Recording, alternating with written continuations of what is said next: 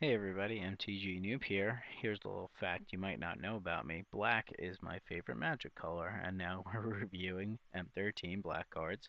So pretty happy about that. If you haven't checked out my contest about M13, please check it out. Alright, let's get underway.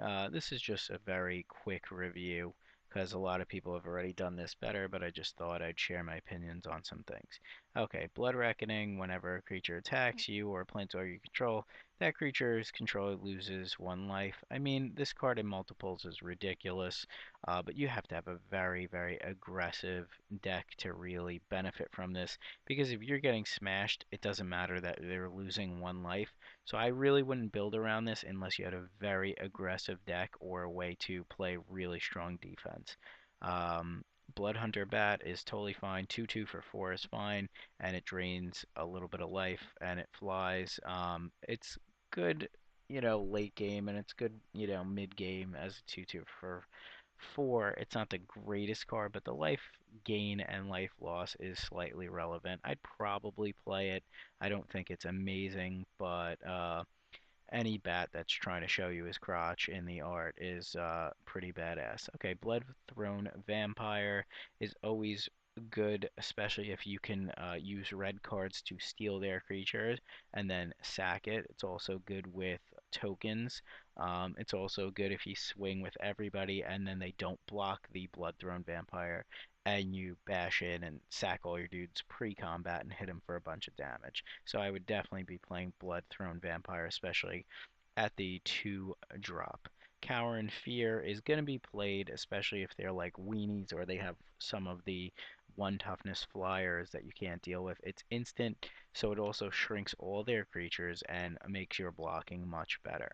Crippling Blight is fine. I like it for the fact that it can kill small guys, but it also can make big guys not block, so you could play it pre-combat and then swing in, and their blocks just went to crap. Dark Favor is totally fine. It's very good in aggressive strategies. +3/+1 is very good, and you lose a life. Who gives a crap? If you throw this on like a flyer on turn 2, you play a turn 2 flyer, you play this turn 3, you have a 5/2 in the air. I mean, that's pretty ridiculous. But, like I said, with any aura, you always open yourself to getting 2 for 1. So keep that in mind. I probably wouldn't run it if I had better cards, but if I'm like very suicide aggressive, I'm going to be playing that card. The 1 life isn't going to deter me.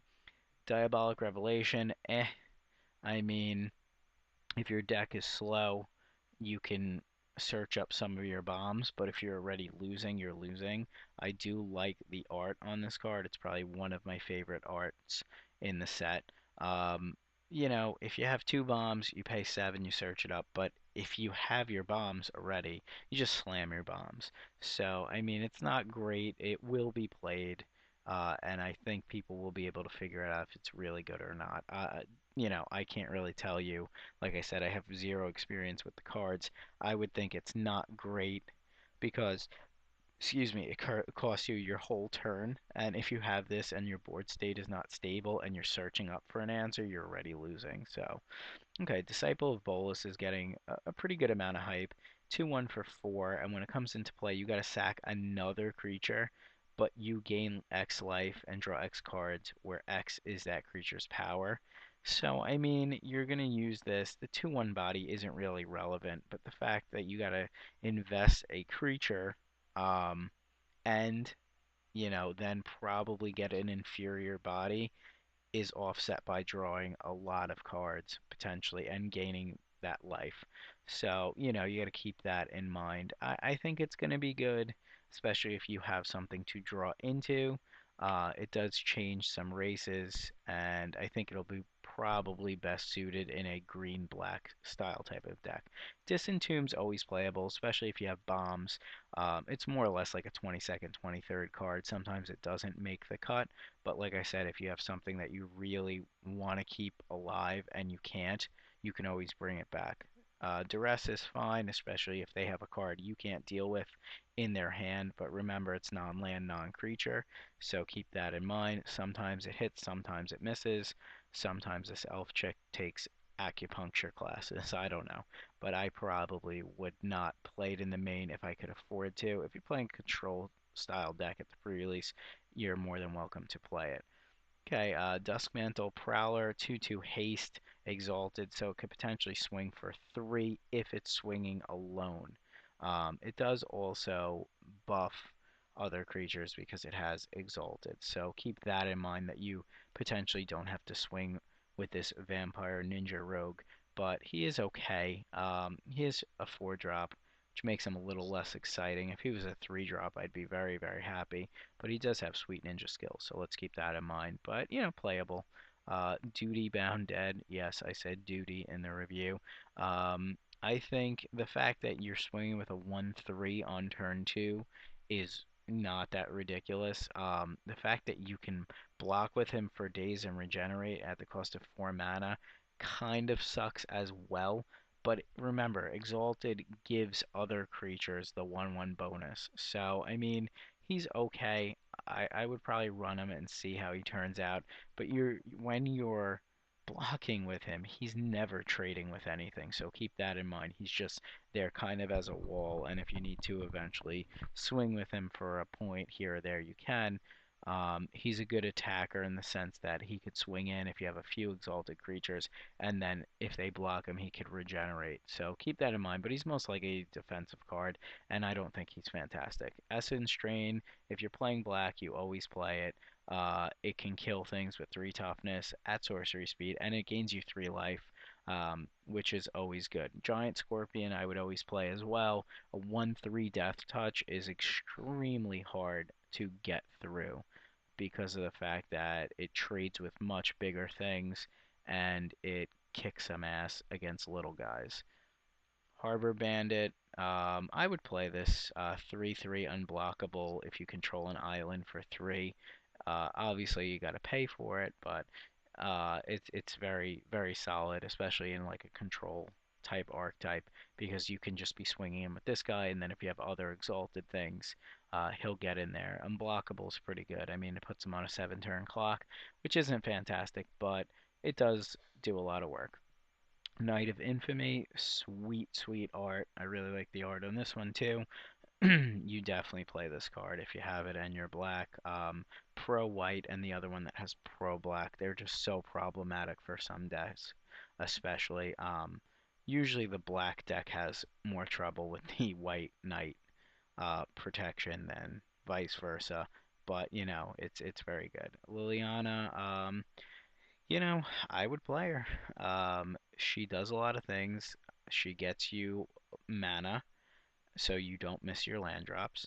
She kills things or buffs things, which is good. And she allows you to put a huge amount of mana into certain spells, like fireballs and things of that nature. But I would probably just use her if you're playing black for the card drawing and getting the swamp and the XX ability. Liliana Shade is also interesting. I mean, you're probably not going to play this on turn 4.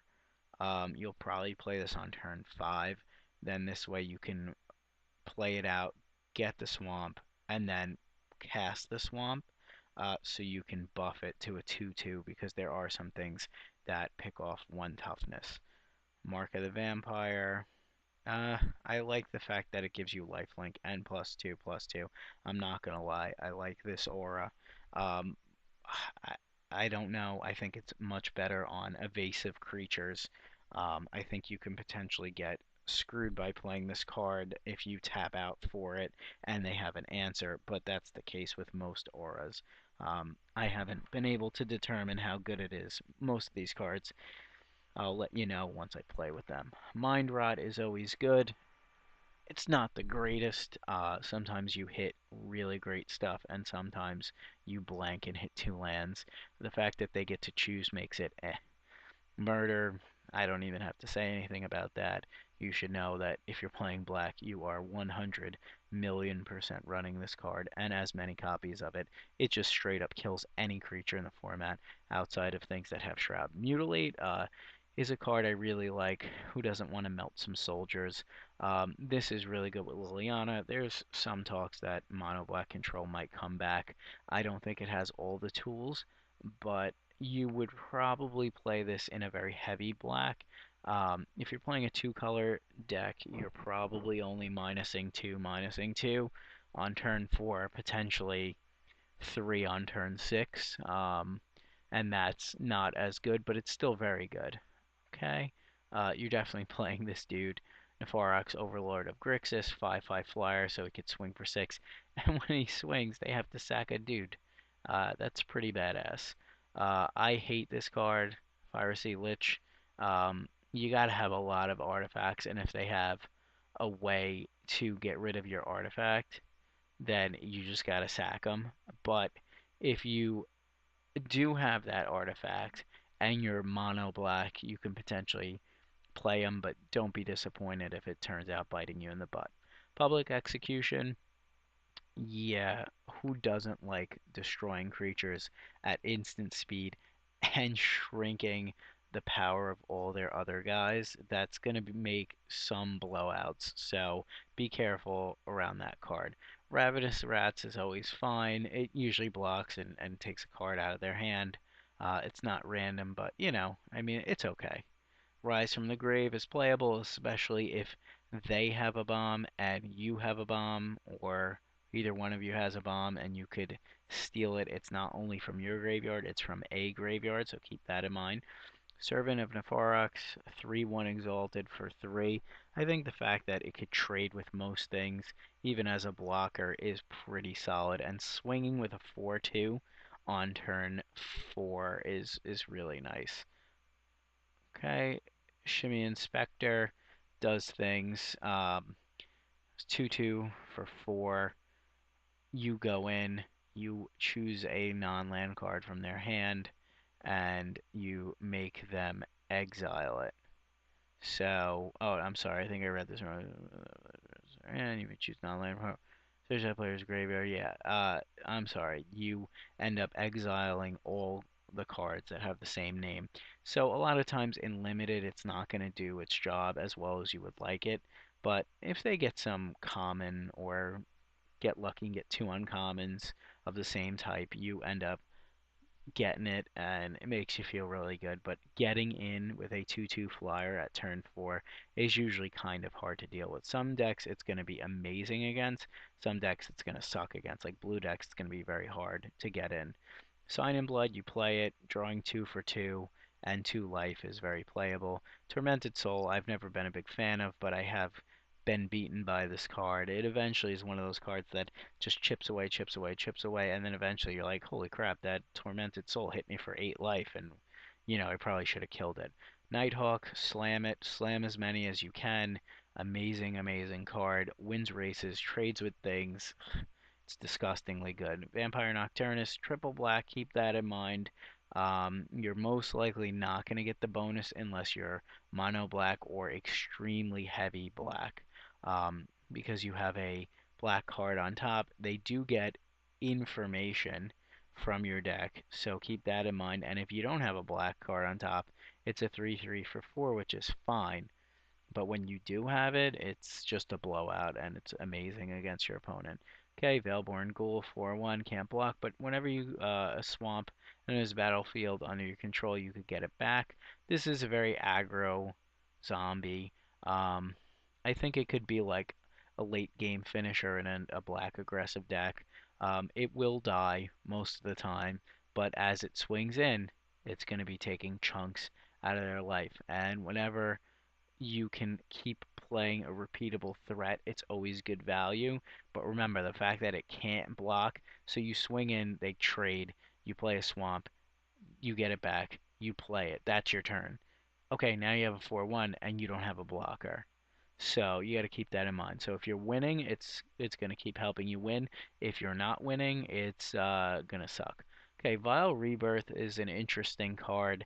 It's basically like a kill spell because a lot of the time you're going to play this to remove a creature card in their graveyard, put a 2/2 into play, and kind of surprise block with it. You can also play it as an aggro strategy, but you really need that creature card in the graveyard. So keep that in mind. Don't try to play it without it because you can't. Walking Corpse is a fine bear. Not the greatest, not the worst. It's okay.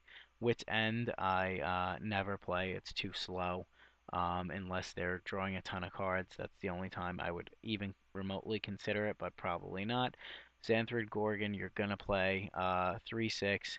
Basically, Death Touch can block almost everything in the format. It definitely trades with anything in the format that's on the ground, unless they could regenerate, of course.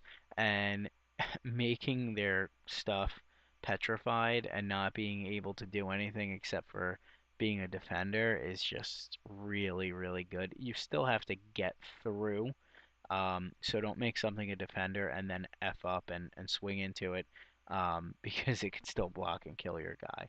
But, keep that in mind. Finally, Zombie Goliath is a 5 casting cost 4/3. It's fair. It's not the greatest creature. It'll make your deck if you are playing black.